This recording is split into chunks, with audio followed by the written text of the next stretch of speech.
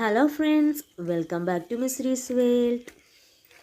ഇന്ന് കുറച്ചധികം പഴയ ഒരു വീഡിയോ ആണ് കേട്ടോ ഇടുന്നത്. ഒരുപാട് നാളായി എൻ്റെ ഫോണിൻ്റെ ഗാലറി കിടന്ന് പൊടി പിടിച്ച് കിടന്നൊരു വീഡിയോ ഞാൻ പൊടി തട്ടി എടുത്തതാണ്.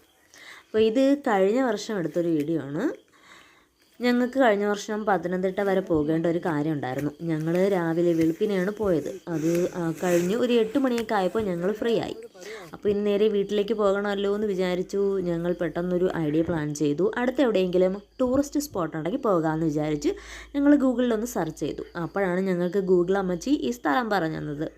ഇത് ഇഞ്ചക്കാടാണ് വരുന്നത്. അവിടെ ആയിരവല്ലിപ്പാറ എന്നാണ് ഇതിൻ്റെ പേര്. അങ്ങനെ ഞാനും ഇക്കായും ഗൂഗിൾ അമ്മച്ചിയുടെ സഹായത്തോടെ നേരെ അങ്ങോട്ടേക്ക് പിടിച്ചു. അമ്മച്ചി ഒരു റബ്ബർ തോട്ടത്തിൽ കൊണ്ട് നിർത്തി. അങ്ങനെ ഞങ്ങൾ അവിടെ തൊട്ടടുത്തൊരു വീടുണ്ടായിരുന്നു. അവരുടെ അടുത്ത് ചോദിച്ചു ഈ സ്ഥലം എവിടെയാണോ എന്ന് ചോദിച്ചപ്പോൾ അവിടെ തന്നെ നേരെ കയറി മുകളിലേക്ക് പോകാൻ പറഞ്ഞു. അങ്ങനെ ഞങ്ങൾ ബൈക്ക് അവിടെ വെച്ചിട്ട് ആ റബ്ബർ തോട്ടത്തിൻ്റെ ഇടയിലൂടെ ഒരു വഴി കൂടെ നടന്ന് തളർന്ന് ഏകദേശം ഒരു അടിപൊളി ഒരു സ്പോട്ടിലെത്തിച്ചേർന്നു. അതാണ് നിങ്ങളീ കാണുന്നത്. ഞങ്ങളിവിടെ എത്തിയപ്പോൾ ഒരു 9 മണിയൊക്കെ ആയിരുന്നു. സൂര്യൻ അതിൻ്റെ ഉച്ചിയിലേക്ക് ഉദിച്ചു വരുന്ന ടൈം. നല്ല വെയിലും ഉണ്ടായിരുന്നു. പക്ഷേ ഇവിടുത്തെ കാഴ്ചയെന്ന് പറഞ്ഞാൽ അടിപൊളിയായിരുന്നു. ഇവിടെ ഒരു പട്ടിക്കുഞ്ഞു പോലും വേറെ ഇല്ല എന്നൊന്നും നമുക്ക് പറയാൻ പറ്റില്ല. കാരണം ഒരാളിവിടെ ഉണ്ടായിരുന്നു. അയാളെ ഞാൻ ഇതിൻ്റെ ലാസ്റ്റ് കാണിച്ചു തരാം. കുറച്ചധികം പാറകളൊക്കെ ഞാൻ കണ്ടിട്ടുണ്ടെങ്കിലും ഫസ്റ്റ് ടൈം ആയിരിക്കും ഞാൻ ഇത്രയും വലിയൊരു പാറ കാണുന്നത്. ഇത് നല്ല സ്പേസ് ഉണ്ട് കേട്ടോ. ഈ പാറയ്ക്ക് നല്ല നീളത്തിനങ്ങ് കിടക്കുവാണ്. ഇതിൻ്റെ മുകളിലാണെങ്കിൽ നമുക്ക് ഒരുപാട് മരങ്ങളും അങ്ങ് പാറ മാത്രമായിട്ട് കിടക്കുമല്ലോ. ഒരുപാട് കാടും ഒക്കെ ഇതിൻ്റെ മുകളിലുണ്ട്. നമുക്ക് തണലിന് വേണ്ടി നല്ല വെയിലാണെങ്കിൽ കൂടി നമുക്ക് തണലിന് ഇവിടെ കുറച്ച് മരങ്ങളൊക്കെ ഉണ്ട്. അപ്പോൾ ഞങ്ങൾ അവിടെ എല്ലാം ചുറ്റിക്കറങ്ങി കണ്ടു. നമുക്ക് മുമ്പ് ഇവിടെ എത്തിപ്പെട്ട ആരൊക്കെയോ എന്തൊക്കെയോ എഴുതി വനമാല എന്നൊക്കെ എഴുതി വെച്ചിരിക്കുന്നു. അപ്പോൾ വനമാല വന്നിട്ട് പോയതിൻ്റെ ഓർമ്മയ്ക്കായിട്ട് എഴുതി വെച്ചതായിരിക്കും. അങ്ങനെ കുറേ എഴുത്തുകൂത്തുകളൊക്കെ കണ്ടു അവിടെയും.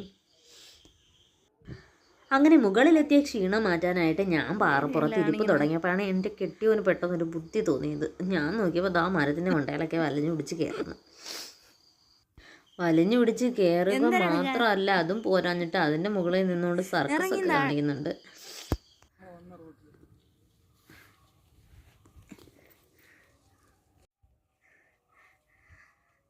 നമ്മളവിടെയൊക്കെ പറഞ്ഞ കുരങ്ങ് ഇങ്ങനെയാണ് വരത്തിരുന്ന് നടന്ന മുഖം ഇതുപോലെ തന്നെ സൂപ്പർ.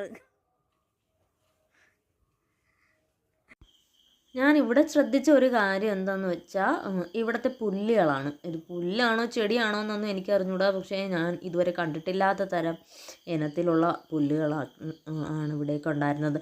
ഞങ്ങളെവിടെയൊക്കെയാണെന്ന് വെച്ചാൽ മുടിയാൻ, പൊളപ്പില്ല്, തൊട്ടാവാടി അങ്ങനെ കുറേ ഇനങ്ങളല്ലേ.